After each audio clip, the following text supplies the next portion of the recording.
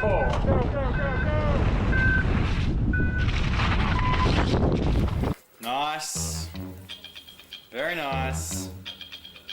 Front to back. Leader's garment. Quite happy. It's alright, isn't it? Looks pretty good in that bad boy.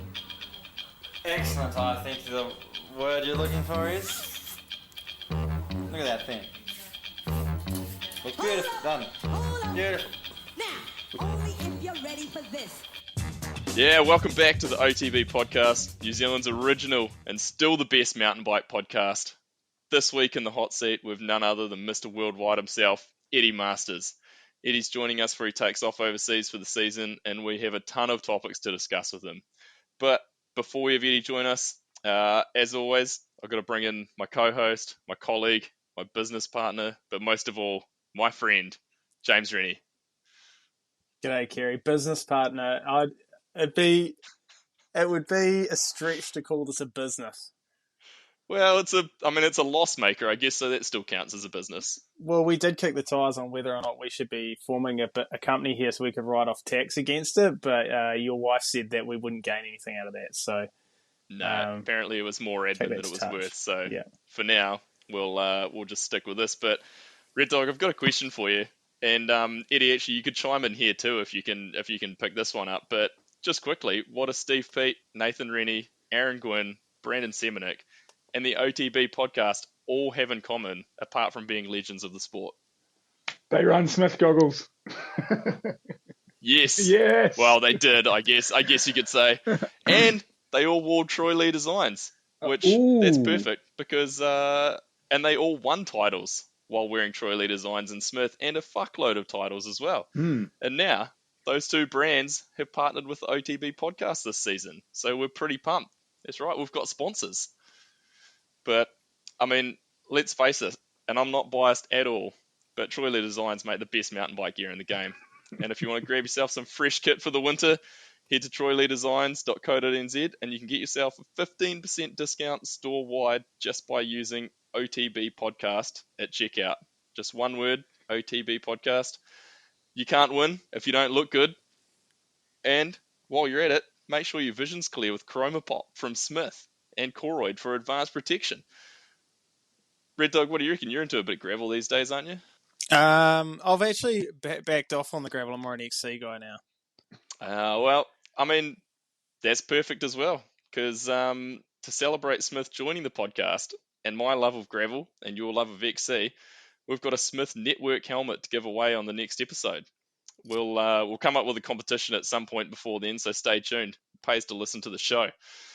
But that's enough of that side of things. Eddie Masters, thanks for getting in the hot seat this week and joining us. Mate, thanks for having me. It's an honour to be featured. Well, I don't know if I'd go that far. To be featured on New Zealand's #1 mountain bike downhill gravity orientated podcast. Yeah, we'll take that. We'll take that. No, you've been a name that's definitely been on my list for a long time, and I was going to try and line up a little while ago, but you looked like you've been a busy man this summer, so I thought I'd kind of hang out, and now seems like a perfect time because sounds like you're about to you must be leaving pretty soon, right? Yeah, I'm currently chasing my sometimes hard to get hold of team manager Bernard Kerr for a flight, but yeah, that is nothing that I'm not used to or out of the ordinary. So it's just how we operate over at Pivot Factory Racing. But planning on leaving on Tuesday. Oh, that's not too far away to get a flight for. No. Yeah, hang on. You guys obviously aren't getting budget deals on these things, are you? Like, you're not booking that far in advance. Yeah. I mean, like, there definitely would be opportunity to save a few dollars here and there with a bit of forward planning and stuff. But I can't play the get blame game at all because, like, pretty much everyone in our team doesn't know what they're up to the next week anyway. So we just run on a let us know when you're ready, and then so I kind of settled on my dates about a week ago of when I'm gonna head to Canada for a couple of weeks. Oh, that sounds all right then. Hmm. Yeah. Otherwise, Where, I'll just spend a bit more time in the land paradise. where in Canada are you heading? Um, so my girlfriend's from Vancouver, but I'm going to go do some top secret testing with Geordie in Penticton, Oh yeah, um, yep, and yep. then race Cold. Canadian enduro at Kelowna or Kelowna. Kelowna. Yeah. And then do a bit of riding in Squamish until I decide it'll be time to migrate further towards Europe. Decide where to go next. Yeah. Perfect. Yeah. I had a question that I was probably going to bring up later on, but I mean we've already broached the subject. But I wanted to talk about riding for Bernard and what looks to be the most fun team on the circuit. But I also had how the hell does Bernie keep up with everything that he does? And is there anyone busier in the pits than that man? Uh, to go reverse through the order of questions, is there anyone busier? No way, not a chance. Um, He is wide open. yeah, he is flat stick. Like as a good friend, sometimes I'm like, you're like, is it can you operate on that for because he keeps adding more hats that he wears. Um, Yeah. but all all play to him. He keeps going. He's just like flat stick 24/7. And then I also have this theory that he's one of those people that don't need as much sleep to like recharge their batteries because Yeah. Yeah. he's up. He's always up the latest and up. He like up latest and up first. And Yeah. Yeah. unless he's like, because he doesn't really party, unless he's been and had some beers, he never really looks tired. So I reckon he's got, like I don't know what it is, an extra chromosome or something. Yeah. um, but yeah, he gets it done. Um, It's and impressive that he can operate like that and still get podiums at World Cups, and like he does all his own vlogs and everything too, right? Does he do all the editing and that on those? yeah, well, the World Cup week vlogs generally there's no editing. It's just Just throws them together. it's called pump and dump. Yeah, because I rate it. yeah, the only thing he edits out is swear words because then it gets flagged for like it can't be for kids and stuff. Yeah. And he's super on it. Like I can't remember what he does, but like he basically has like a cue as he puts the like scroll bar across. He'll have a cue that he's like he puts his hand in front of the camera or something, and that's where someone's sworn. So he just goes in and That's just pretty clever. so he just goes in and bleeps that out. So he'll have them up. Yeah. He has them uploading like straight away. Pump and dump could be a phrase that we use for how this podcast is made as well. Yeah, it's it's how all the number one media outlets are doing it these days. I think. Yeah, absolutely. Yeah. We better bleep that part out there. We don't want people to know Nah. how easy You it want to is. see behind the curtain, eh? Yeah. Yeah. And then I'd say our team definitely does have the best like team vibes. Cliche like the whole family thing, but like we are all like good friends as well as like racing together and stuff. Yeah. So there's a lot of banter and a lot of like inside jokes and all that kind of stuff that goes on. And we can I don't know we keep hanging out with each other in the off season, so Yeah. like, It's a good sign. that is a good sign. So How many years are you? What season is this for you with the team? It's a few now. this is my 6th year. Wow. Yeah, man.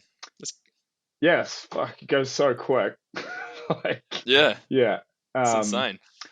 And it's been cool to like, the first year I signed on, we got like a truck, and then every year he's added a cool new thing, and it's just grown. And with that comes more support and a bit less of Gypsy kind of making it work. Yeah. which we still do run quite a high amount of, just because like it wouldn't be the same if you didn't. But in terms of like, I mean, there's a lot of gypsy going on in the World Cup circuit though that people don't realise. oh yeah, people have this this misconception that it's all F1 and No. but there is a lot of gypsy. But I mean the Yeah. support that you get from the brands and stuff has come a long way. Yeah. Yeah, you're not like, I'm not too concerned about like rallying through Monson and Rock Garden and wrecking a wheel because I know we're going to have enough. Yeah. Whereas like, It's come a yeah, it's come a long way since Bernie started and he was running X Fusion suspension and it was like him and out of a trailer. yeah, no, I out forgot of a about the exfusion. out of a caravan. Yeah. That's it. That's right. It was a caravan. It's full legitimate now. Yeah, It's it's been an impressive evolution, that team, that's for sure. And I think like, I don't know, some people like they really hate that they love it because like it being Bernie's thing and just like everyone who's gone there has done really well, and people would love to say like, oh, it's like, it's not how you should be doing it, but like it is. Yeah. Yeah. I think he's picked the right people for it though as well over the years. Like, I mean, there's a lot of riders that wouldn't go well there because maybe they need a more serious environment. Oh, But I think for you 100%, guys, yeah. it's like the laid back works. And you like how it is like, well, when I signed with Pivot, I didn't have hundreds of people lining up at the door. so like if you're from New Zealand or Australia, like often it's like take what you can get, and if someone's coming to you with a paycheck and a ride, like you're like, sweet ass, Yeah. It's a bit of a I am your man. Exactly. So like Yeah. I think Kiwis and Aussies and like the South Africans and stuff definitely have a bit more of yes man in them than Yeah. certain other countries and stuff who may have had it a little bit easier or aren't having to travel so far where they can say I want. Yeah. Yeah. I reckon one of the big positives probably as well is the fact that Bernie's there riding and racing as well. And so like he doesn't want to ride shit equipment. He's not just going to take something because someone's paying him more money, like if it's not going to be better. So he's got the first hand, like he wants to run legit parts and everything because it affects him as well, Oh, rather yeah. than just being a team manager and like how can I make the team get more money? And like if I went to Bernie and said, hey man, like you think we could make me a link that was like in between progressive and linear, and he'd be like no. he's like this I feel like he'd probably tell you to fuck off. yeah, he'd be like, are you serious? This is a good bike. Look, I'm fucking getting top tens. You just figure out how to ride it, dude. Yeah, just ride the bike. Yeah, it's not the linear curve, or like it's not this 1% that you want. Yeah. Can you imagine if the gear sucked and he just had to hear about it all year? Like, these wheels suck, Bernie. Like, you just be like, oh. Yeah, it would be. He'd be off it. It would be such a headache. Yeah. And I've been lucky where even when like we're doing the Bergamont thing, from the outside it looked like we're on kind of like we weren't on the best equipment, but like all our stuff was actually real dialed, so like never had to really deal with riders or being one of the riders having to go like, I feel like the bike's holding me back. Which you see every year it happening, and you're just like, fuck, man, that would suck. Yeah. It's like I mean, it's sometimes it's been obvious. Like you see riders get on this new bike, and you're just like, where's the results? Like the bike is obviously just a pile of shit or something. Yeah. And it's like just you can see they've gone backwards. Yeah, and then like, I mean like, I guess it's a few years down the track now, but like, Brooke getting off the Tyson Fury GT, And then Oh yeah, we had a good chat about that when we did our pod yeah, with him. I actually need to go and listen to it. I've been told Yeah. it's one of the it ranked highly in the New Zealand mountain biking podcast for the Oh, month. that's good. That's great to hear. But- That's the feedback we want. yeah, but he hopped off that bike and then went and qualified fastest at Lozinge or whatever. Yeah. Still don't know how to say it. Yeah. Mission, yeah. Nah, Logine. throat lozenge. Yeah. No, we talked to him about that. And I was like, it was pretty obvious that bike was holding you back, and he's like, Yeah. yep, it wasn't good. Yeah. I remember at Mont Saint Anne, and the funny thing is like, we can all appreciate how like getting a top 20 result in a World Cup is like you are going fucking fast. But when you're like, when you're still getting top 20 results at a World Cup and you are riding a bag of dicks, then you are going like seriously fast or like seriously. You're risking your life. Yeah. Like, so, yeah, because I remember at Mont Saint Anne, he was like, fuck, bro, I feel like, I don't have many fillings, but I'm not going to have any teeth by the end of this if I keep riding. he's like, I'm going to have to wear a mouth guard. Oh man. Do you The one thing you go ahead, like, Doug. like I was thinking, you guys changed to like Continental tires. Was it last year? Yeah. Does like Bernard give you guys a bit of a test out and be like, "Hey guys, are these any? What do you think?" Or does he just like Continental tires? Let's go. Here you go, boys. It was pretty much Continental tires. Let's go. Yeah. But we all were pretty much okay with it because, and I was like more okay with being like, because the Athertons had done all the development, so they'd done like the shit part. Yeah. So we just entered stage right. Yeah. And was like, hey guys, good tires. Thank you. Yeah, and they had done 3 years of like grafting to figure out the tires. Yeah, so I was confident that with Charlie and Andy Kolb going super quick on their tires, because you can't go, like, so I'm just like, okay, if they can race fast, then you're sweet. Like, they're not getting flats. Yeah. I feel like everyone's got to a pretty good level these days, because for a while there it was just like, if you didn't run Maxxis, you were just running the risk of flat tires or just having rock hard tires. But everyone seems to be on a pretty good level these days of tires. Yeah, and then like,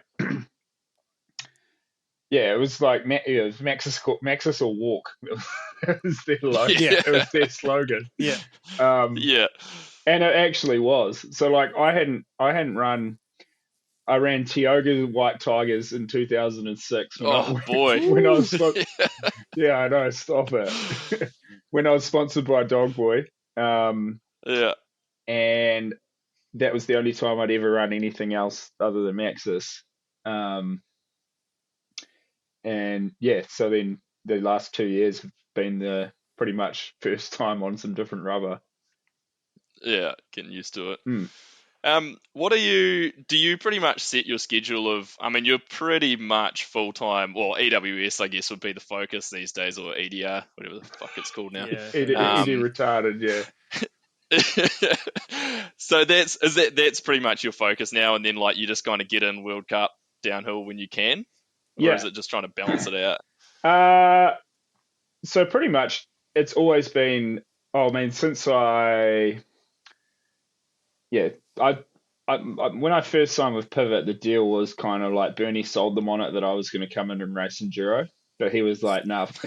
So he was like, "Yeah, that's how we got the extra budget out of them, but like we'll just send you to a few enduros and you race all downhills." And I was like, "Sweet," but I wanted to go and race some enduros because I quite liked doing it, but I'd been on this Bergamot, which was like an XC bike. So the one that we posted the picture of on Instagram from Italy. Yeah, that's fine. Funny, those like, so like that bike, I don't know, something about it when when it would get cold, everything would just pack up and it would stop working. So I was keen. I was really keen to have a crack at enduro on like a bit more of a modernized bike. And because you got to go to like all these cool places, like the year I signed with them, we went to South America and stuff, which was sick. Yeah. And then, but the whole time I was racing downhill, and like even this year, it's kind of annoying for me that I can't race the double headers because like I'd rather do like a bunch of downhills at the start of the season and then kind of just like pick the ones I want to, because especially for like Yeah. I really want to race world champs in Fort William, but I'll also understand if they like, because now we've got like some good talent coming through, that if I'm not like racing the first 3 World Cups and that's part of the selection, then I kind of get it as well. But yeah, so I'd definitely race. I'll do Lenzerheide, Val de Sol, Andorra. I'll probably end up doing like 6 or 7 Oh, that's some good. downhills this year because Snowshoe and Mont You'll Saint still do Anne. quite a few. Snowshoe and Mont Saint Anne are at the end of the season when the enduro season's finished. So that's like, Yeah. and I love racing in America, and I don't know if I'll love racing in Mont Saint Anne in October, but I'll. Yeah, I don't know about that. Jesus, that's going to be cold. Whoever changed EWS to EDR probably set the schedule as well. Yeah. Oh man. Yeah. I don't know whether this is probably stats that you don't know, but I had a little bit of look into your AWS racing career, and you've raced 34 AWS rounds. And do you know that you have a 53% top 10 rate? Oh, nice. That's pretty good going. And you've basically got a 33% podium rate too. It's pretty good going. That's tidy. So yeah, and I mean I didn't actually dive in to look at stage wins, but I know you've got a bunch of stage wins too. So you've had a pretty good, like, enduro is definitely, you've worn it well. Oh, I mean, it's been a good look on you.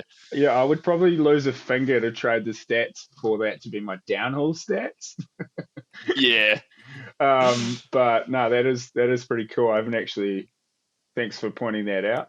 But add that one to the No, I was like, hey, this is pretty good. Like, put stats in there. Yeah. But tailor the stats so it like always makes you look good. Yeah. Especially when you can put percentages in there. My favourite stage win of all time is actually the 26-second stage in Colombia. That's a solid win to take on a stage that short. Yeah. It was beat Marcelo Gutierrez in his backyard on the 22nd sprint. made him your bitch over that 26 seconds. Yeah, exactly. Yeah. Oh, that's awesome. I know there's been a few podcasts and stories and stuff around kind of like your background, but since we're so New Zealand based, tell us about your first national downhill round. First one you ever raced. That's always a good one. Everyone's got a real good experience. Oh, I do. I do. It was Eskdale in Napier. Napier. I don't know if it was Eskdale or like it was the one in 2003, and Claudio came and raced it. Yeah. Man, 2003. That's actually like pretty early on. Yeah, I was straight into it because Blinky and Win were going, and I was at boarding school, so I was able to go. Yeah.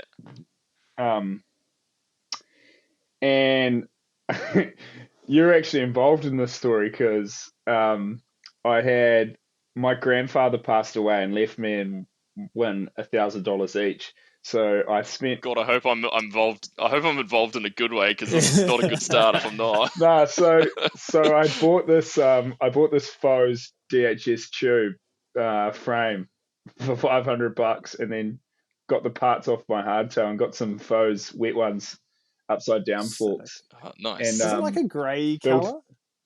It was like white. Oh, was it? It came back grey after because then I was riding it, and it had so many cracks in it, and I think Wynn told my mum and dad, and I was heartbroken because I was like, and then we sent it to you, and you welded it up, and Oh, no way. My brother would have done yeah, it. and heat treated it because you had this ad for heat treating stuff on Vorb. Yes.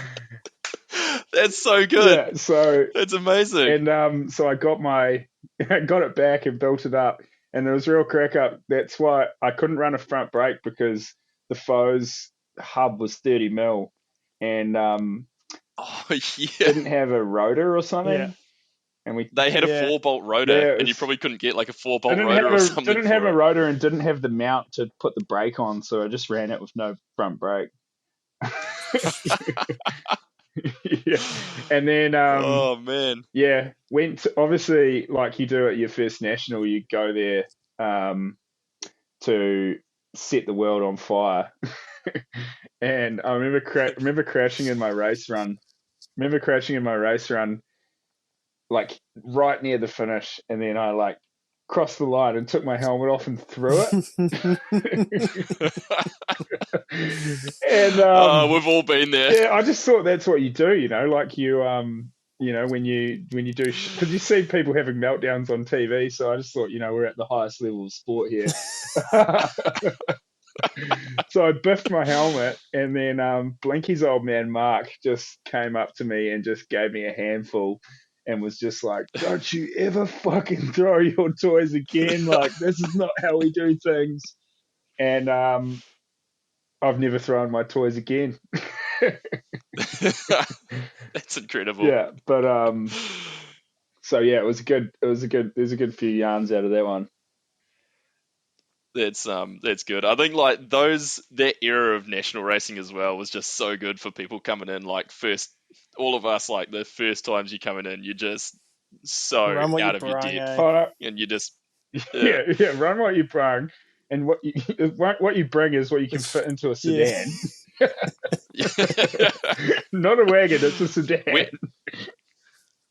Mud tires? What are those? Yeah. No, you're a no pro if clue. you had I those. actually I remember because I had a 60 comp what is it, like the cut down high roller? It's like, Oh, like the high roller semi yeah, the high roller Yeah. semi slick. Yeah. Because just to go with the fact you had no front brake either. yeah, because when Wynn was riding for Lahat, they obviously, because they had all these OEM Maxuses when they were Oh, I remember yeah, that. and they stashed about 100 tires in my mum and dad's garage, which which we survived on for fucking ages. Still digging them out these days, probably. There'll still be some in the garage now, I bet you. And yeah, so Wynn wouldn't let me have the good ones, so I got the semi slicks. Yes. Oh man, that's awesome. Yeah. Have you got a best national series story from any era? A good one that jumps to mind? Well, I think I haven't listened to Blinky's one, but I think he's told it. Is this the van one? The one about the Yeah. van, because it's yeah. it's the only good, it's the best one ever. That one. That was the most incredible story, and I had never heard it until we did that podcast, and I was like, how did I not hear about this? Yeah. Like, it's incredible. Oh, it was, but I don't know if he said at the start, like where basically the beginning of the end of the van was like the first week of the trip when we'd just raced Treble Cone and we were coming down the hill, and there's like the last long straight, and I was like scaring them by just clutching and just letting it roll, and we were going about 120, and then we got to the corner and just like lost control of the van and like spun out and went through the fence right as all these paraponters are landing. And he didn't tell us they're going through the fence part. No, and we were so close to flipping, and it was just like, yeah, that was basically the beginning of the end. But the van went for a lot longer. Man. Was it the same Incredible. year I remember in Wanaka, you like broke your leg somehow. Okay, this is a good national story too. So I was 17 and everyone was at the after party in the Like along the waterfront there or sort of something? Yeah. yeah, it's just like that waterfront bar. I Was it can't remember what it Shooters or was something like called, but that? Yeah, yeah, it was Shooters. Yeah, it was a Shooters. Yeah. yeah, it was Shooters, and so everyone was in there, and I couldn't get in, or somehow I don't know, they weren't letting me in at all, having a bar of it. So I climbed up on the Dobin, which is the bakery next to it, and then scaled across onto this balcony. And just as I scale across, a cop car pulls up out front, and like in hindsight, they haven't actually seen me, but me being 17, like I panic, so I just launch off this second story balcony and just land like directly in front of the cop car, and and break my heel. And the cops are like, "Fuck me, where'd you come from?" And I'm like, "Oh no!" And then they're like, so they were like, because they hadn't even seen me climb up on the balcony or anything. They were just like, "Oh mate, you're in a bit of a bad way here," and they gave me a ride home. So it all could have been Oh completely man, it all could have been completely avoided had I just stayed put. stayed put and stood still. You Yeah, don't think No. straight when you're 17, though. nah. I don't know if you just do panic. at 33 either. Nah, no, it doesn't get much better. Yeah. Did Blinky say? Because obviously he said when we had to like push the van off a cliff and all that stuff. Yeah. Yeah. Did he mention how he'd smashed the front windscreen and that was like the tipping point of the van being too fucked for us to like? I think he was saying it got a flat tire or something, and then like I don't know, it had fucked the like the steering arm or Yeah. something, and it wasn't driving straight anymore, It was burning. and then he was just telling us how he regretted because he like then had to go and salvage all these parts off it later on for his own van. Yeah, but it was funny because like we'd parked it up to like stage this robbery that we were going to do, and we left it on the side of the road for a while, and we're like on the piss and we're boosting down the hill on our BMXs, and then Blinky's wasted. He's being Jason at this point, and he like ghosties his bike, and it just goes in a straight line and just gets a wiggle on, and then hits the curb and just flips up and hits the windscreen of the van and smashes it. And you're like, what are the odds? And that was the catalyst for pulling trigger on the next part of our That plan. was the tipping point. It was all over at that point. Yeah. But oh, that's incredible. Even my first trip away down south, we had that big blue behemoth of a bus, the Danger Bus. With James Barron. Yeah. And Cam, and we had like a double decker bike rack and stuff. And James and Brian Tyndall did their best, ring up my mum and dad, and then got permission for me to go away with them. And then I like got the bus down to Bulls and met them, and they picked me up, and we went away for a month, and that was a real baptism of fire. I think that's like a rite of passage. When you were that age, was to go like just survive a few weeks down south racing with people who you probably shouldn't be hanging out with. Yeah, it was so good. The Danger Bus was on its last legs. Like I remember at like Fringe and Nelson, and just having to be crash started, and like all the boys quickly piling in, and like everyone pushing in and jumping in. The clutch blew out in the first week, but then you could you'd like, to start, you just turn it off, put it in gear, and then just like crash start it. Just turn the ignition and it goes and take off. But yeah, that was a weapon. It's amazing. That thing's pretty iconic. You need to find a photo of the Danger Bus for the gram. I'll hit up Baron. Baron. Baron had this. Oh, there's some funny stories.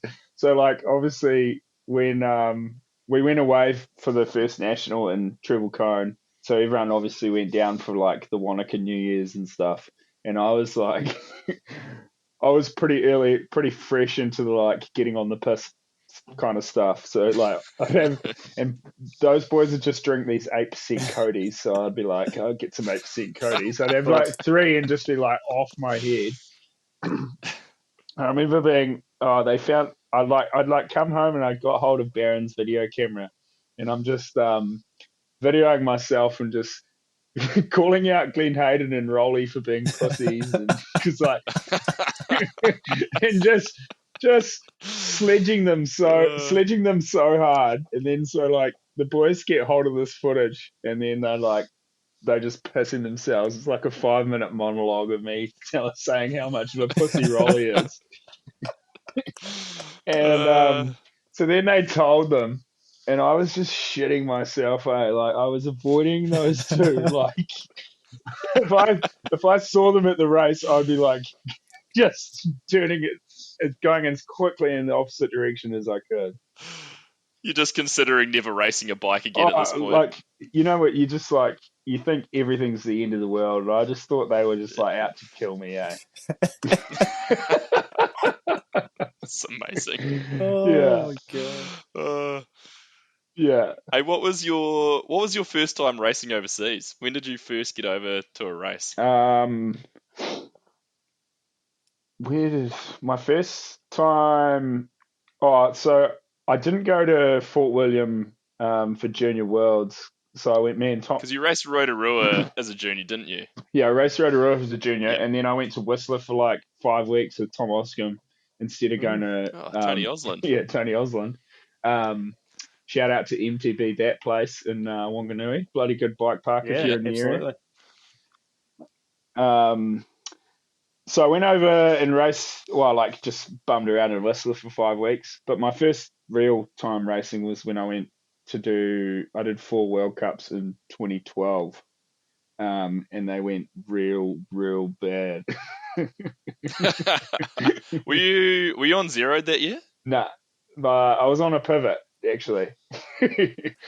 Oh, that's right. I remember that. Yeah, I remember you on that pivot now. Yeah, and I just like I don't know. I just like was not prepared for World Cup racing at all. But it was kind of good because like for one, it wasn't really like good enough, but it like showed you like gave you a taste of like all the things you need to work on. Yeah, all of them. There's usually a fucking lot. And also like taught me some valuable lessons about like, because I was just so like image conscious, because I thought like when you go to World Cups you need to have like the sickest bike and the sickest gear and stuff, but like none of that shit actually matters. You need strong wheels. You know, like you need good tires for like enough to like get you through the weekend. Like I didn't even think about shit like that. I wouldn't have even known what pressures I was running in my forks or my tires. So like stuff like that, I just so it was a steep learning curve, but it kind of like lit the fire because I like did so shit. I gotta get some redemption here. Yeah. Just like if it was just for me, because I felt really embarrassed because I like had all these high hopes, and I just I think I DNF'd Val di Sole within 100 meters of the start line. Did you make it to the trees? I don't know if you could call it making it to the trees, but I like crashed down, like I crashed into the trees. Oh fuck! So like, yeah, you went down that steep drop and you went up, and then it went steep, and I like went over the bars as it went steep, and then just like tumbled all the way down the chute. Yeah, that's no fucking around that chute, and especially back then because you didn't do all those berms at the start. Like you just dropped into that steep section just before you go in. So you were like, I was literally like maybe less than 100 meters. Yeah, it would be pretty close. And it was funny because I had those EX 1750. Yeah. Oh, they look sick. You know, the white rims. Yeah. And then and then my bike it did like a Matty Lee Yeah. Conan into the tree and just fully collapsed the front wheel. So then, for Fort William, my bike was real crack up because I still had one of those white wheels on the back, but I had a 729 on the front. So like, Oh no, not the mismatching rims. no, but like the most bomb-proof Yeah. wheel on the front and the most Yeah. the lightest, shittest wheel on the back. Yeah. Especially at Fort William. Yeah, and then yeah, then I raced Fort William, and I was on flats, and that's when I changed to clips, and I've never gone back. Yeah, you realise this is a shit Well, I was idea. trying to do Val de Sol on flats, and then I was like, so I figured out I'd start eliminating issues, and one of them was my feet bouncing around. To be fair, that's my best my best result was at Val de Sol, and that was on flats, but that was when everyone ran flats, so we didn't know any better. They're so hard to ride now. I I don't mean- know how anyone does it. Oh, it's terrible. I can't do it. Mm. I like every year I'm like, I'm gonna put flats on for a couple of months over the winter, and I get 2 rides Feet in, are I'm all like, over this the shop. sucks. Yeah. I'm back on clips. It is tough, because as soon as my feet like do the little bounce forward, it's just Yeah, ingrained it's all in over. it's just overrides your focus, and you're like, oh, my feet are in the wrong place. And that's Yeah. all you can think about. Yeah. There was a bit of a gap before you went overseas racing, and probably, I don't know, a lot of people probably don't realise that you actually went to uni for a while in Dunedin. What did you study down there? I studied international business and marketing, which sounds like a mouthful, but it's kind of one of those degrees where you could do a lot of bits of things, and you just throw it all in together, and then Yeah. they give you a piece of paper when you come out the other end. Yeah, nice. But and that was actually another good. Well, that was when Magnum and Justin had their Yeah. bike shop, and Yeah. Bike Otago. yeah. So I didn't really touch a bike for about 2 years, and then in my third and fourth year, just got back into doing runs and stuff because Magnum was running these shuttles, and then I'd run this little race series, and we'd go off and dig heaps of pirate tracks and stuff. And then Justin was training, so he'd always want someone to do shuttles with, so I could go riding with him. So it's just kind of like there was a good scene for those like last 2 years that I was at uni and it was like you kind of got fired up because that was when Freecaster was coming out. So I could, so like Wynn and Ari and Brooke and stuff would be racing, Scalzi, all the guys that I grew up racing with. Yeah. I could like go home at like just hammered drunk. Oh yeah, because And just yeah, so you'd stay up and watch it. Yeah, so you'd just stay up and watch it. And that's they would like play everyone's run, so yeah, it was sick. good. Yeah, that was good. Freecaster was pretty awesome back then. You'd kind of be like having a competition of who was the most drunk, like Warner or you.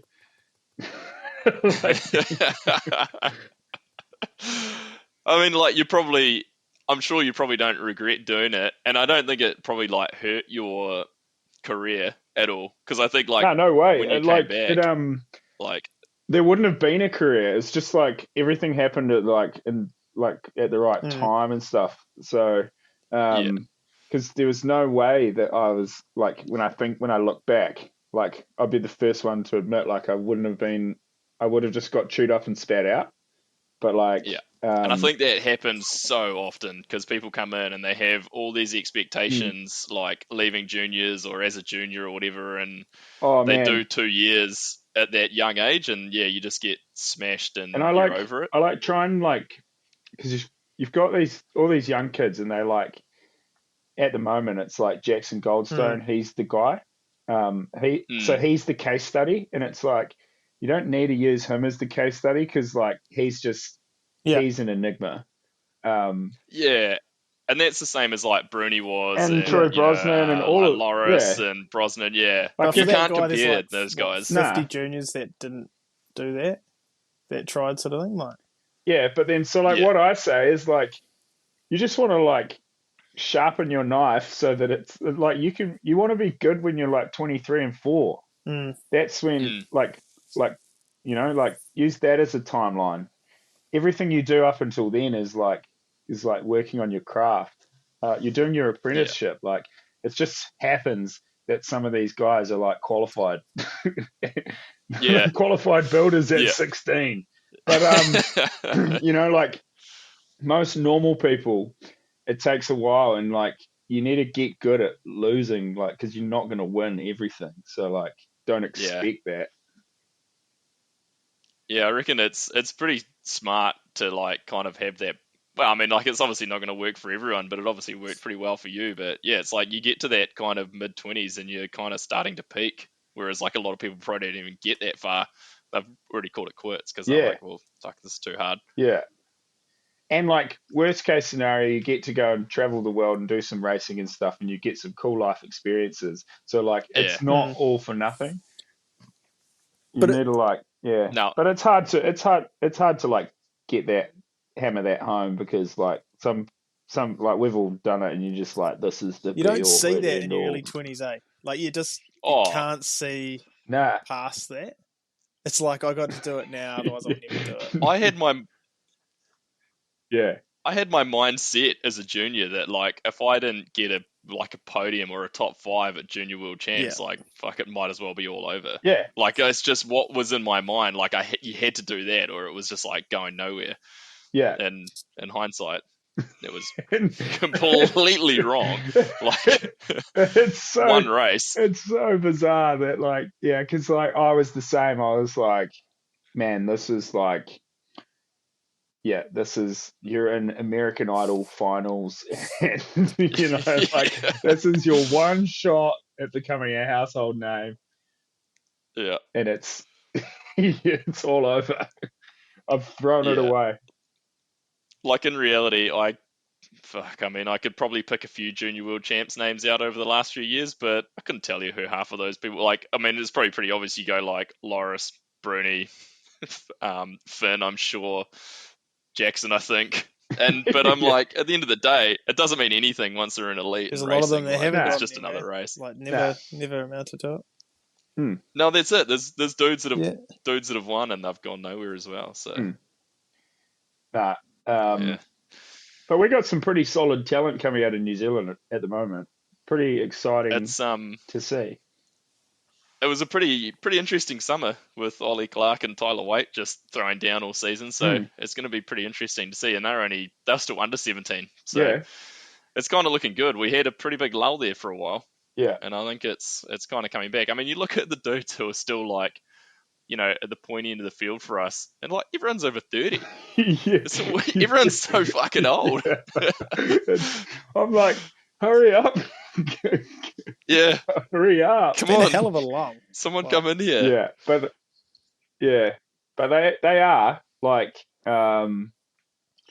yeah, it's nice. It's good. It is like, obviously you're still racing and stuff, but like, I'm more than happy to like, you might come fourth in elite, but you're going sixth fastest time of the day. You're like, this is good stuff. Yeah, this is actually like pretty impressive to see. Yeah, this is what we want. Nice. Yeah. Yeah. So hopefully, It's hopefully we can, keep those guys and help them out, like getting them in touch with the right people and like giving them some help overseas, because be cool to see the next gen coming through, I reckon. Yeah, I reckon that's one of the hardest parts for those young kids coming out, because it's like, I mean, you kind of made mention of it earlier. It's like coming from New Zealand and, the countries like Australia, New Zealand, and that you're so far away, like you kind of do need to be a yes man. And it's like, unless you really made the effort to go and meet people, you just get overlooked so quickly. So hopefully they do get a chance to make some of those connections and get some of these young guys over there. And you can just like, at least you can like weigh in and say like, hey, like, if you're going over, here's your little handbook. This is what you need, and everything else doesn't matter. Just like, as long as you tick these boxes, it doesn't matter. Make sure you're not running an EX 1750 wheel set. Yeah, and just know your shit. Like, even like have a little understanding of how suspension works, and just like do a bit of Oh yeah. spend a bit of time talking to people, because there are going to be like, and I don't know enough, but I'm lucky I can go to Geordie and say, hey Geordie, can you just make my, like, it's doing this. Yeah. But like, I wish I had spent more time working on those like tiny little marginal gains that you can get, because I think like where the sport's heading, the more you understand of like how a bike works and how, like, because it's not gonna you're gonna take your bike setup from Fort William, and then you're gonna go to like Leogang, and it might not feel good. So then you need to like, the quicker you can have an understanding of why it doesn't feel good, or like what you can do, then you're not wasting, because like with the whole only getting like 4 or 5 practice runs, you don't want to like just be like, bike feels shit, I'm gonna roll down this one. Like, you can't roll down one because you've wasted it. Like, Amaury Perron's it's over. Every lap counts. Yeah.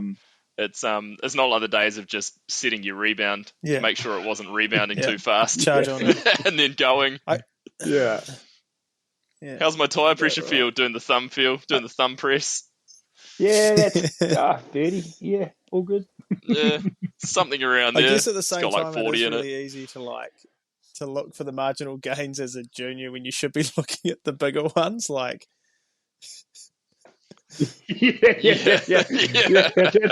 That is a really, really good point. oh, shit, I need that suspension. It's like, nah, no, you don't. Nah, and you don't. It's like, mountain biking's getting awfully BMXy at the moment. Like, with a lot of our like parents and stuff who are like really keen. Yeah. And you don't get as fast as you possibly can and maximize your skill set before you even step foot in the gym. Yeah. Because like, it blows me away, the people that I've talked to, and they're like, how do I get more sponsors? And I'm like, go faster first. Don't worry about that shit. Like, work on your riding. And only get ones that are like worth having. Yeah. Like Athletic Greens or some shit. Yeah. But yeah, no, it's a tough one. With the whole gym thing as well. Like, if you're gonna have like a long career, you're gonna work like I don't personally enjoy going to the gym. So like, there's not a lot of enjoyment in it. I get it. No, some people do. So I'm not bagging on it, but like for me, I don't like it feels like a bit of a chore. But like, you do it, and I understand the benefits of going.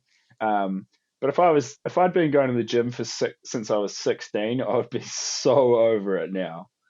Yeah, because it's quite repetitive. Like, there's only so much you can do in there that, like, unless you want to start like dancing and stuff. Like, you see people doing some pretty out there workouts these days, but like, like, you can only move certain weights in certain ways. So, go and ride your bike.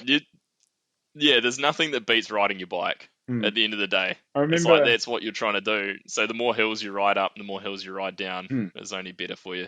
And even like, I remember Ratboy saying how like he had this cutty rut, like a 180 cutty rut at the bottom of his driveway. It was just like this perfect rut, and he would just like push up and he'd like have his line where he starts, like no brakes, and he'd just like hit it both ways until he could see how far up he could go. Yeah, but like over the course of like years.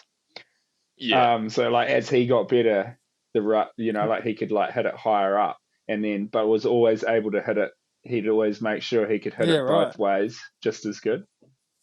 And that's like that's like one of the most like crucial skills. Like, I probably wouldn't be able to do that if I like set a rut up right now. I'd hit it better. No. I'd hit it better on my natural way, but I've never like done the whole 10,000 hours thing at being able to hit it better going on a right hand. I reckon that's like, that's I pretty have this pretty theory, clever. That's why places like the UK and historically New Zealand have pumped out better riders than say, Canada and the US, is because we don't have or didn't have these facilities where you could just go and do mega runs all the time. All we had was pretty crappy stuff, low hills, you couldn't shuttle anything. So all you did was went out, jumps, and you hit turns. And you Tracks were hit the same janky one as over fuck. and over and over again. And like kind of you perfect the craft rather than just doing bulk. Yeah, it's just repetition. It's like going and hitting. Yeah, you just sit in the woods. And I used to crack. Like I was thinking, like I used to go to the dirt jumps, and like I would have like 3 or 4 OTBs in a day. Yeah, you're always going down on the dirt Yeah, jumps. but when I go to the trails now, and we weren't riding big trails, but we also went riding small trails. But I look at like one of the middle lines that Roto's all saying, which would probably be about the size we were riding back in Wongas, and I was like, I would hate to go over the bars on these. And like I just remember you'd have these huge day of rags, and you just get back up like a little bit dazed, and then like. Yeah, mild concussion, but it's fine. Yeah. And you just like, and you just figure out how to do it by just like failing over and over and over. Yeah. I think that's you don't learn, you learn from your failures, so it works. Yeah. I was thinking, well, I was gonna almost segue into it earlier when we were talking about sponsors, but how did running the Bergamot team come about? How the hell did you end up linked up with Bergamot? It's a funny story actually. So like me, T-Nats and Wax did that trip in the Marai, and so I raced the whole 2013 season on the zeroed and stuff, and Yeah. qualified at every World Cup, got like a couple of top 30s. And I kind of like thought that like people would maybe hit me up, but like just crickets. No one can. Yeah. No one. That's what I was saying. Like, unless you start talking to people and they know who you are, Yeah. this just goes nowhere. So no one came knocking, but I was just like, fuck it. I'm just gonna like I just like had my heart set on making my own team then. I was like, I'm just going to go and find some sponsors and put together my own program because I'm not keen to just like quit, and I don't have any money to pay for next year. So I just went on. I found this article on like MTB News or Pink Bike, like the German Pink Bike, basically. Yeah. And it just had all the downhill bikes for 2014, and I just went down the list and just emailed every single company No way. that didn't have a World Cup team. That's awesome. Yeah. Yeah, and just that's smart. Yeah, and I just like find their website, find their like contact, hit them up, say like, who do I hit up for sponsorship, and then like I had put together a little proposal. And it wasn't actually that like got me the Bergamot thing, but like I'd emailed them, but like it hadn't got through. But this guy Tommy from Bergamot had actually like messaged me on Facebook, but I think I had like it had gone to my like athlete page or whatever, so I never got it. But then about a month later, I stumbled across this message. So I hit him up, and he sent me an email address. So I sent him through the proposal, and then I was kind of like I was talking to a few other people by that point. I was talking to like Morwood, like some random Slovakian bike brand, like, but the Bergamot guy was like, hey, like, between you and me, I actually am really keen on like what you guys are doing, but we're pretty far along with like getting Ben Reed to do our program for us. And I'm like, just Reed Racing. Yeah. But he's like, because I had Casey Brown and Jack Moore in my thing, and he had Casey Brown and his one as well. Ben Reed did. And he's like, yeah, sweet. Like, obviously you've both got her in, but like, if you can like lock her in on yours, we'll go with you.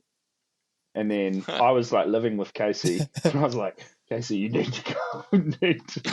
I was like, You're writing for me. I was like, yeah. I was like, come on, like hook it up, please. Like me and Jack, we don't have anything. And then she was like, yeah, sweet. So they went with Crazy. us, and yeah, it was a pretty funny story. Did you get cash out of them for that deal? Was it like a pretty legit deal? It was like, so we had 3 riders and a mechanic, and that season we had to go to South Africa as well. Yeah, it's done. Oh fuck! There goes the whole budget. Yeah, and our budget was 30,000 euros. Yep. For the whole. There's most of the budget just going to South Africa for the whole year. team. So, and that was for the year. So we all paid I think I paid for Casey's flight because she was kind of the kingmaker in all of this. I think I paid for her flight to South Africa. Me and Jack paid for our own. And then I think I paid for everything else after that. But we definitely ran out of money right at the end of the season. Yeah, that's pretty good going. Yeah, but like we would have got. I'm pretty sure it was like half our world champs is when we ran out of money, and we went to Whistler and everything. Yeah, so we definitely like made it work. But yeah, and it was so like when I see, me and Bernie always joke because people were like putting together these like sponsorship proposals, and you're like, fuck, like, you know, like if you can do that on like 30 grand, and then like they bumped us up the next few years. The problem with the deal is like they put together the team sponsors because it was OEM kickbacks from the companies. So like, that makes sense. So then we couldn't grow the team because like I couldn't bring on a different gear sponsor because it needed to be, you know, okayed by the head honchos at Bergamont. So I was like literally just the team manager. I didn't get to I wasn't liaising with the sponsors directly and being like, hey guys, we did really well last year. Can you kick it up a notch? Which is what kind of like, because like it was pretty sick when that like we ended up getting a pretty sick bike the following year. And we ran like, everything was like pretty good. We just like was still running on like, you know, on a lower budget than like what was comfortable. Like there was a funny story like I'd like booked the ACOM in Val de Sol, and like it was real hard because I didn't have like a credit card that was running on like, you know, like a 10 grand I was big limit. I was only and like in hindsight I should have gone and got like you know, like an overdraft or like a, you know, that would like carry you, but I just like I've never been very good with debt, so I just avoid it. So basically like we would just run on like, you know, like we'd get paid monthly, and if we had flights to book, I'd be like trying to like book stuff in the months of like January, February, March, April. So then by the time we got to, and having everyone paid, so then I didn't owe anyone money. And then, so you'd like get to Europe and be skint, but you'd like wait a month and then you get paid again. So like, but like towards the end of each month, it'd get like real tight. But at least you didn't owe any. Back to just eating bread. Yeah. But like, so like I had booked this ACOM, but it was just like a booking.com one where you like pay when you arrive, and we didn't have enough money to pay. So like this poor lady, she's like, she's like, oh no, it's sweet. Like I'll just come back. And then the next day she's like comes back and I was like explaining and she's like telling us how much she loves New Zealand and she'd been there snowboarding and we're like, oh yeah, like she's like, ah, Kiwis, you guys are awesome. And then like I just keep having to stall her because like we're just waiting for this payment to come in, and then like the race day comes around, the payment still hasn't come in, and I'm like, fuck, we've just got to go. We've just got to go. Like, never had any intentions of like not paying her, but so we just like quickly pack up and go to the pits, and then then I'm up in the media room. The cross country's like going on. I'm just like, I don't know, just hanging out. Kurt messaged me. He's like, get the fuck back to the pits. Get back to the pits. Like this lady's there with the Carabinieri, the police, and shit. and they've taken Kurt and Tom's passports. Kurt, Oh boy. and Kurt's like, fuck this. Like you sort this out. It's not my problem. And then like as all the stars aligned, like the payment just came in like 30 minutes before that. So when I checked, I was like able to go out and get the cash. And this poor lady, like I feel so bad. Like she was like crying and like saying how we'd left this bad taste, and I was like, oh. She hates New Zealand now. Yeah, you've like, ruined New Zealand. Yeah, but like, yeah, it was just like it was a big juggling operation trying to like stay afloat. And that's kind of like, so like when Bergamot got bought by Scott in 2016, and then we had one more year on our contract in 2017. But by that time I was just like, because I'd be like, you'd be like racing, but you're thinking like, like juggling numbers and stuff of like how you're going to keep the season going. Like, so then I was like, nah, I'm kind of over this. I don't really want to do another, unless they're going to like double the money and everyone can actually like, because I had like on the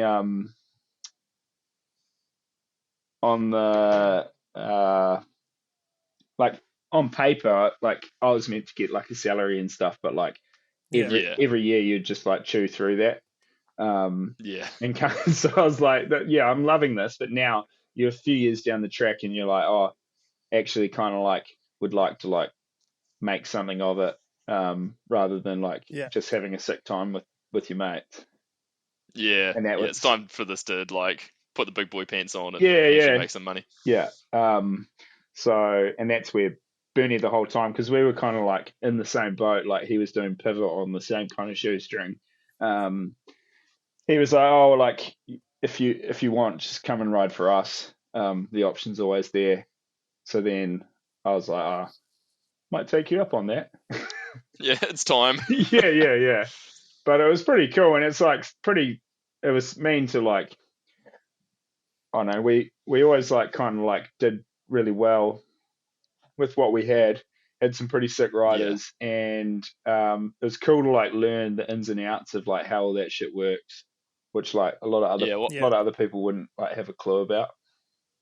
I was going to say, like, I mean, do you take full credit for where Jack Moyer and Reece Wilson are today for launching their careers? Like, I mean, I think without you, they'd be nowhere. Fuck no. Nah. Nah. Actually, but that's pretty cool. Like, the people that you had on that team is pretty awesome. Yeah. No, it was sick to have them. In terms of Jack, I take full credit for we tried to keep him, but he left, and then he continued his upward trajectory. So yeah. No, it was sick, and that's what I mean. It was like super satisfying when you like see your mates like do really well, and then continue to do really well. So like I'm like the biggest fan of both of those guys. Because it's not like it was all rainbows and butterflies from the get-go. So when you see where they went to, and like, pretty mean. Yeah, they've both put the hard graft into both like top, EWS and World Cup. Yeah, world champ. Yeah, it's pretty awesome. Yeah.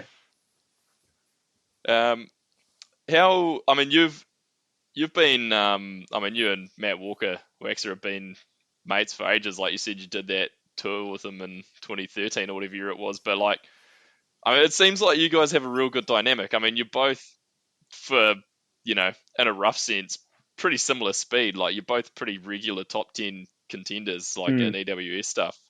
But Yeah, like, we always it doesn't seem to get in the way. Like, nah. I think like some people like because we actually like talk about this sometimes because it's like I don't know. Last year we were just like on the same second, on the same second, on the same second. Like it was crazy. yeah, Like, and then so close all the time. yeah, and then like at Derby he was like 0.04 ahead of me, and we're just like yeah, but we're like super competitive, but not with like people. If that makes sense, I'm just like it's all like internal. Yeah. And yeah, so we always just like it's never like I want to beat you. Like and I've never really had that I've never really like wanted to like like I've never really been like oh I want to rip this guy's head off because like I'm pissed off if like I've not raced and like even when like it's annoying when you crash but like at least if you crash and you've been going hard like it's because you were going hard. It's not because you're like trying to beat someone. You're just trying to race as fast as you could. But like I see people who get pissed off because someone beat them, and it's like, well, fuck, they beat you, dude. Like it's not. And like if it is because you crash, like at least you kind of like have that solace in like being like, oh well, like like I lost 10 seconds, but like at least my pace was good. I wouldn't have got like spanked. Yeah. Now that's something that I would like to go back and tell my younger self. Stop getting hung up on racing people. Yeah, you're not racing. Like, you're only racing the clock. Yeah, no, I was like when I was young, I was way too hung up on like, especially like Blinky. Like I fucking hated getting beaten by him. But the reality is, he's just a fucking incredible rider. Yeah. But like when we were juniors and we were coming up and we were racing each other, like it was just so frustrating for me. And I just I wish I'd never just been more focused on like just get a better result. Don't worry about what he's doing. But yeah, obviously like you guys have got a pretty good setup going on. I think me and Wax are just like the same where like we approach it the same. So like and because often we'll be at the top of the hill, we're just like oh no, both of us we just like if it's a physical stage, we're just like we're always just like fist bump, we're like big mana. You just like dig deep, go hard. It's like there's no like, I'm gonna go as, I'm gonna do something ride stupid or anything. You just like, just do this, and then when you get to the finish line, you're like, because sometimes you do get smoked, and you're just like, obviously it sucks, but like, it happens as well.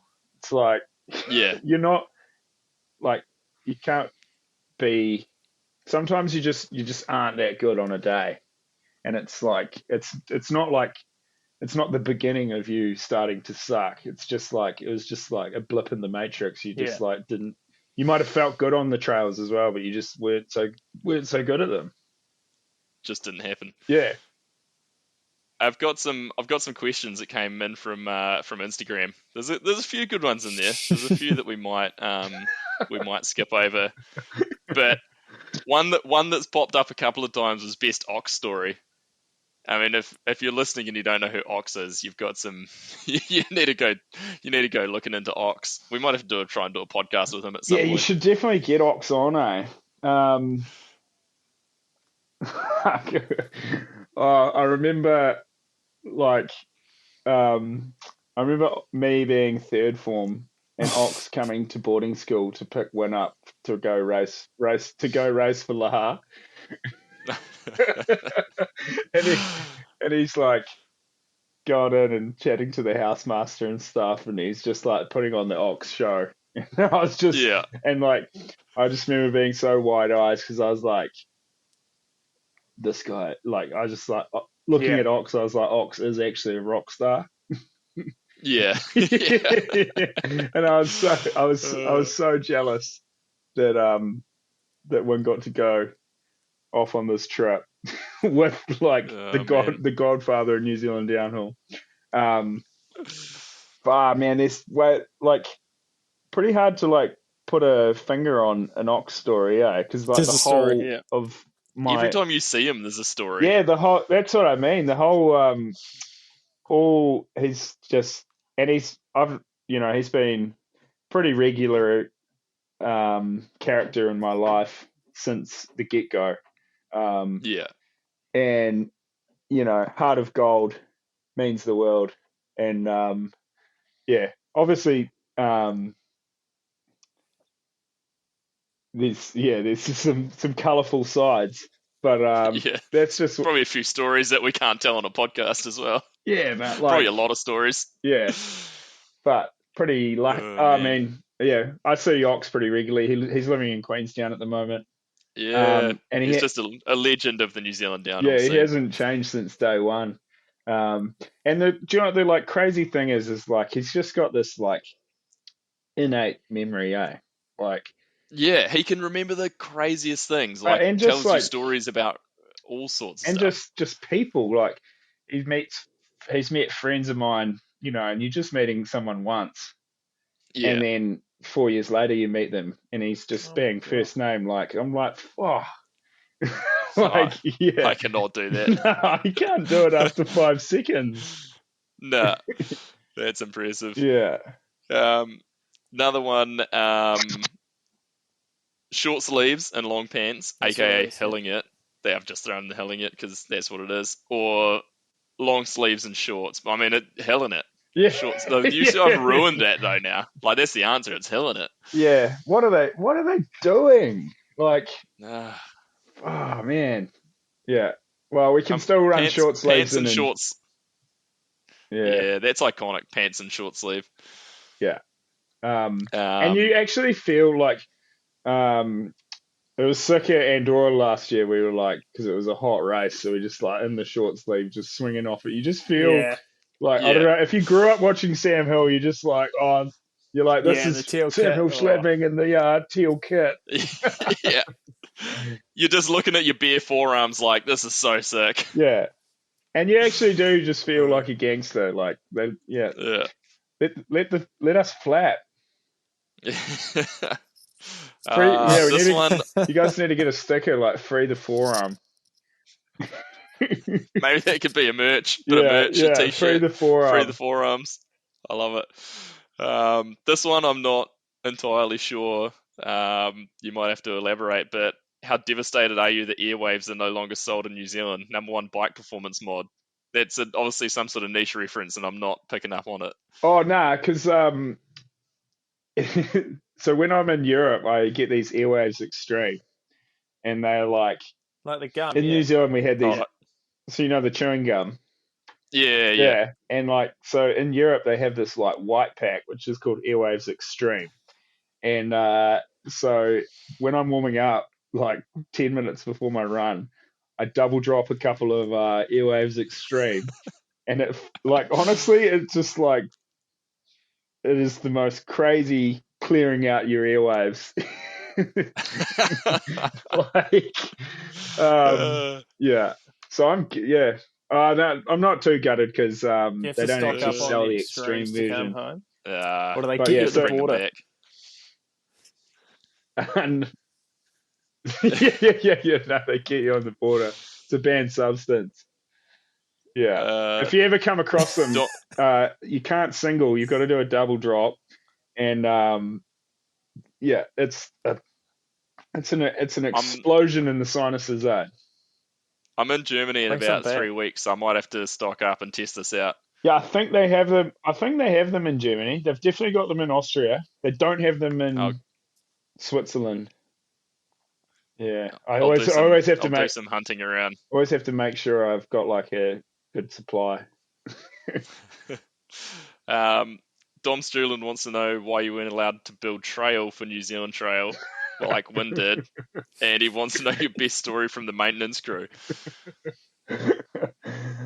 I wasn't allowed to build trail because Jeff didn't trust me. Oh, Come on, Jeff. And so my first contract, I had to be on the maintenance crew.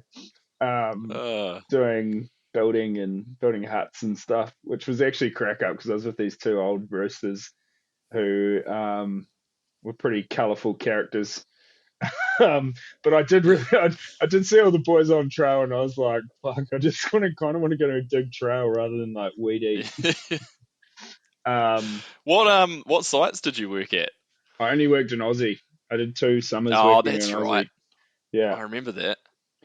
man, there was some pretty funny because I was working there with horse and stuff. Yeah. Yeah, Bygate was like he got paid to because he got real into stenciling. So we'd like finish work and he'd go into the garage and he'd like stencil all these like biggie stencils and like Tupac and stuff. And then the site manager Billy came down and saw all these stencils that horse was doing, and then was like, "Oh, like, you know, like, you reckon we could like get you to come up to site and maybe do some like like Aboriginal like dot paintings?" And so Horse just landed this job as being like the resident artist who would like go down the trails and like find these like a big flat rock near that like was in sight, and he'd like put all these dots and stuff. Yeah. He landed on his feet with that one. That's awesome. This is actually a pretty good one from Steve McDonald. Is it more important these days to be an athlete who achieves or an athlete that entertains? I think you've got to find a balance almost, but it's pretty good. Yeah, that is a good question, Steve McDonald. I reckon the achievements need to kind of be right up at the pointy end, and then it plateaus off pretty quick. It's probably like a bit of a graph. Like if you're at the pointy end, your like entertainment can be pretty low. Like if you're just winning all the time. Yeah. But as the results go down, the entertainment has to come up. Yeah, it's supply and demand. If you can supply the results, then the demand for your entertainment is lower. But then at some point they intersect. Yeah. But it is pretty interesting. I mean, like downhill's pretty unique, where like at least it's not like motocross or like I think mountain biking is pretty unique, where like the industry it still appreciates like how we were saying, like a top 20 result is like the industry's still like, that was pretty good. Whereas like motocross, they're like, if you get 11th in the main, they're like, oh, that was pretty shit weekend, dude. Yeah. I think people, and especially, I mean, someone like you that can, like excel at the real pointy end of enduro and then still throw down some pretty fucking awesome results in downhill, like that's so valuable to be able to cross over both. There's another one. Is Eddie big in the Queenstown wake surfing scene? Seems like there's a lot of people got into wake surfing this summer. No. Easy answer. Moving on. No, it's not even. I actually want to be in the wake surfing scene, because like Wax is always going out wake surfing, and like I'm like the biggest flake, but like every time they text me to go wake surfing, because same with like there's like a bunch of people with boats, and they're all always going wake surfing. And I'm like, I've always just got something on and I can't go. And it just seems, it must look like I'm like just fully dodging the ball on the wake surfing thing. But like, yeah, we'll get there. But I reckon that's something I could do later in life. I can get my wake surfing going. You've got time. Chris Vanderkolk, quite commonly a co-host on this show. He's got here, you've done a few podcasts in your time, Eddie. Is this the worst one yet? Thanks, Chris. No, this is good because this is actually I'd say this is one of the easier flowing ones, because like it's more just like we could just be sat around a table having a yarn. Talking about national rounds when when it was way better in our day. Yeah, back in my day. Mikey McCallum wants to know if you're still Naki hardcore. loud and proud, baby, I'm here. I mean, you're there at the moment. Yeah. Someone called Me Like Bikes wants to know if you ever found your tooth that fell out in Andorra. No, I'm guessing that's probably a no. yeah. Lucy, Brooks' girlfriend she was like, oh, Yeah. go up and look for it. And I was like, She gone. don't even waste your time, Lucy. Yeah, look for it amongst all these other white rocks. Oh, that was a dusty race in there. Like a tooth got saliva. That thing is camouflage. You're never going to find that. I think my favourite Eddie and Tooth story is when you, and I can't remember who it was, were on a tandem for like a race in Queenstown, and you lose it, and it's full point of view, and then you're like, I found my tooth! You pick it up out of the corner again. Yeah, man, Potsy. That's right, that was great. I've actually, about a week ago was the last, I don't have any detachable teeth at They're the all moment. back in the so skull. hopefully, well done. Yeah, hopefully not going to run it. Congratulations. Yeah, just got them got them all hardwired in. Ronnie Knutsford wants to know, he said to ask you about the time Maylink had an accident in the Dorado technician's apartment. I'll actually tell this story. This is real good. So we had this quite off the wall suspension tech called Jerome, and he was like part of the reason why we like our forks were like real dialed. Like we actually worked mint because like we had this guy who would just come to the races like off his own back and just like make our suspension mint. And then we went to the Mega Avalanche, and Jerome was like, he's going on a bit of a lads trip, and he offered for us to come and stay with him and his mates in their apartment.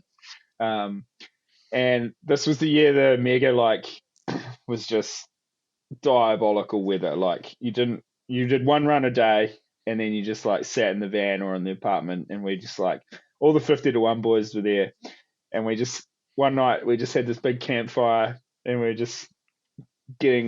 bought these huge like bottles of wine, and we're just getting absolutely steamed around this fire, just playing stupid games like we're putting the camp chairs in the fire and seeing who could sit on the hot seat the longest.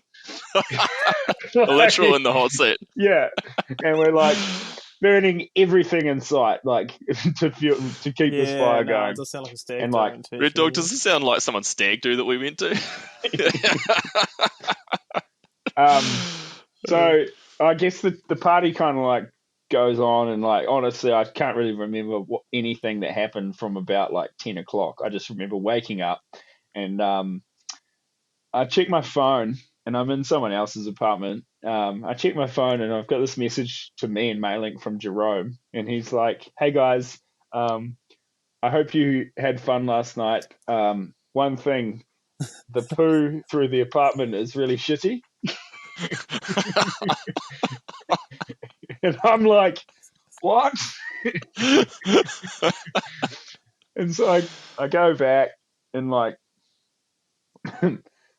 everyone has moved out of the apartment, and it's quite obvious what's happening because Maylink's like just rolling around in bed, but he's covered in shit. No, not heaps of shit, but he's obviously like been on the toilet, and he's fallen off the toilet. Oh my god! And then he's gone and sat down on the couch, and then he's climbed back into bed and gone back to sleep. And like you can just trace what's happened. Like it's like a crime scene. Yeah, it was a full crime scene. So we were calling him like Picasso and stuff. And there was actually a silver lining. Like one, Jerome didn't hate us; he thought it was funny, but his mates didn't think it was funny at all. So they moved out. They completely moved out of the apartment, and then so like Rupert and McConch and stuff who were sleeping in their van, they just moved it. We cleaned up the shit. Awesome. And then we got our own apartment. Thanks, Malik. Yeah, what a star. And we had like just the funniest like. It really like raised the mood because it was like pretty dire straits with the weather and stuff to make it that yet. But Man. that tied us over. I've got one last question, and this comes from a guy that you're pretty familiar with, Kurt McDonald. He wants to know if you'll be taping any race day banana and Nutella wraps to the top tube this season. 100%. You don't mess with the formula that works, right? No, and it pisses Kurt off. He's like, "Nah, you are not putting it there after last time." And I'm like, "Dude, it's not gonna. I've double wrapped it." Like, did you have one explode or something? I've had a few explode. I'm probably on my. So like the first one, I just like taped it on, and then like when it explodes, the Nutella, it looks like you've shat all over the bike. And then it dries, and it's like Kurt was not happy. But I don't know. So the next one, I'm like, sweet, I'll double wrap it, put it in a bag, and then the same thing happens, and Kurt's just like, "Fuck's sakes, man! Like, can you not just put it in your pocket?" Like. And then kind of because it winds him up, I'm just like hell bent on like taping it to the top tube. So the answer is yes. What a saint! Shout out to you, Kurt McDonald. I actually just found out today that he's not going to be the wingman this season. No, he won't. He's hanging up the international tools. He's hung up the tools, which is a sad end of a dynamic duo. That's an era. Yeah. No, I was very lucky to have Kurt swinging off the tools for such a long period of time. And we never had anything go wrong. It was like, yeah. One time at La Presse, he didn't I was on the live feed and he didn't realize I'd gone to the gate, and it was pissing down. And he had my goggles. Oh fuck! So I'm in the gate and I'm like, Minar's in front of me. He goes in, so Marshy's there, and I'm like, "Where's Kurt?" Marshy's like, "Fuck!" So he's like, "Kurt," and Kurt's looking for me. He doesn't realize I've gone to the gate, and then he just like, you just see him just sprinting with the goggles, and then we got down to zero, and then I decided like put the goggles on, and I was just like, fuck it, the time starts when I go. So like took a few deep breaths and just went like 15 seconds late, and they were like, yeah, it's all good. And Kurt was like, centered yourself and went. Kurt was like, fuck man, sorry, I didn't realize where you'd gone. Oh man, yeah. No, Kurt's awesome. He would have been good to have around because he's a legit rider too. So it would have been pretty cool to have someone around that can like work on, be there to work on your stuff, but also hold their own out on rides and that sort of thing. Yeah, it's like Wax's mechanic Joel is a really good rider as well. And we actually like send them down the stages before us, and like if there's anywhere that's like a line, they'll stand on the side of the track and like call it out, and then we don't have to stop. So they do that in practice. Yeah. So, oh no, we don't do that actually. Top secret. I'll leave that part out. Yeah. Which is real handy because then sometimes they'll like if there's a 50-50 line, like where they tape in a slower line, like if I come in, I don't know what one to pick. So like Kurt will be there and he'll be like, go right, and then I don't have to stop. And like you don't have to even think about it, you just go right and that's it. And you're like, or like in a rock garden where there's heaps of lines, they'll stand at the top and be like, go hard right, and you can just like ride it off like where the and then it works real good. But you've got to also like there's an element of trust. So couldn't like, do that with every mechanic. Yeah. Nah, that's for sure. Yeah. And he was very good at being a level head. Sometimes when the boys get a bit excited, he would be like, "All right, guys, rein it in a bit." Yeah. Yeah. Sometimes... that's good. I've actually working on. We just discussed today. We're going to line one up with him, so I think he'll have some good stories to tell from over the years from behind the scenes. Yeah, he'll tell the one from Valdesol where they took his passport for sure. You guys kind of became one of those like iconic duos, like, like your Marshy and Minar, or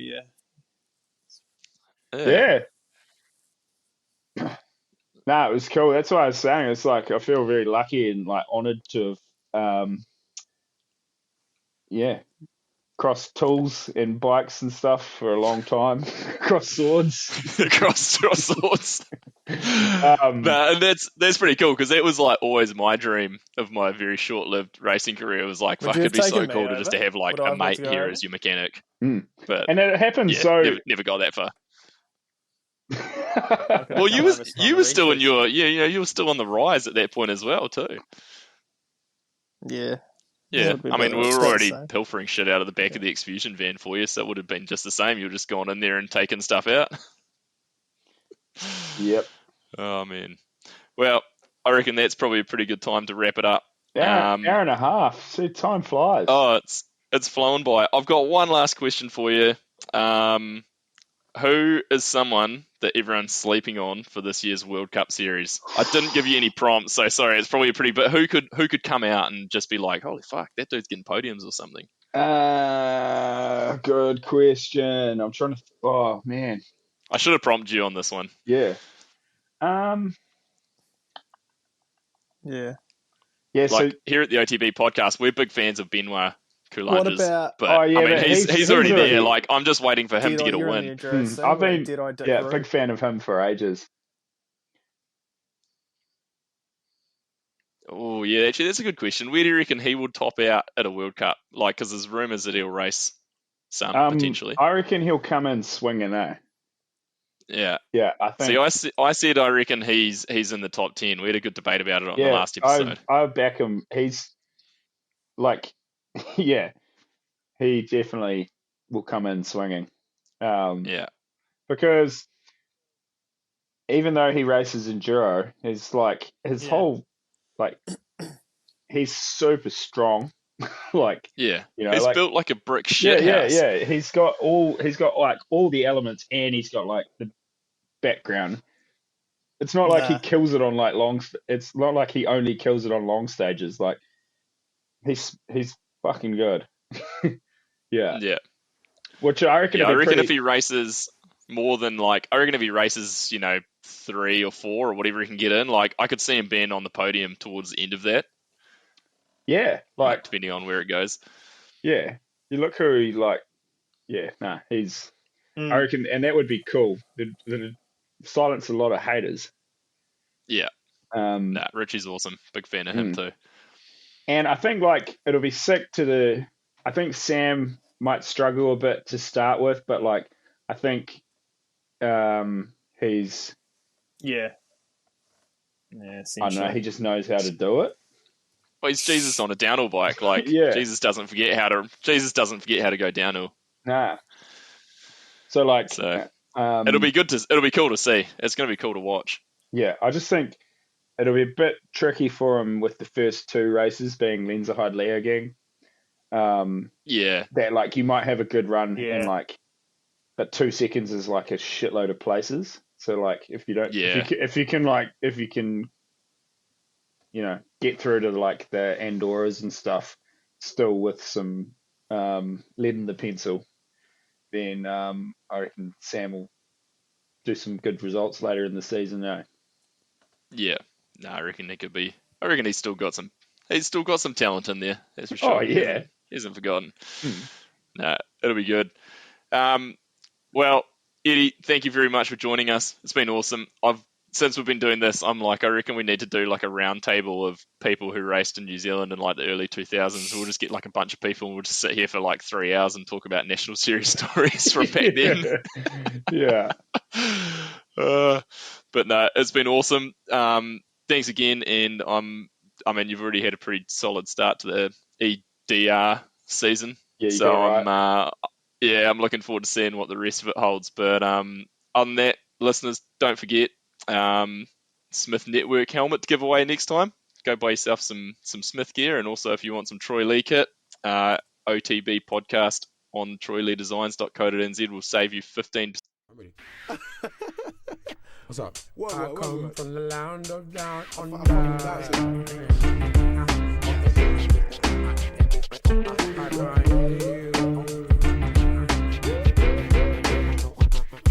I can't hear you.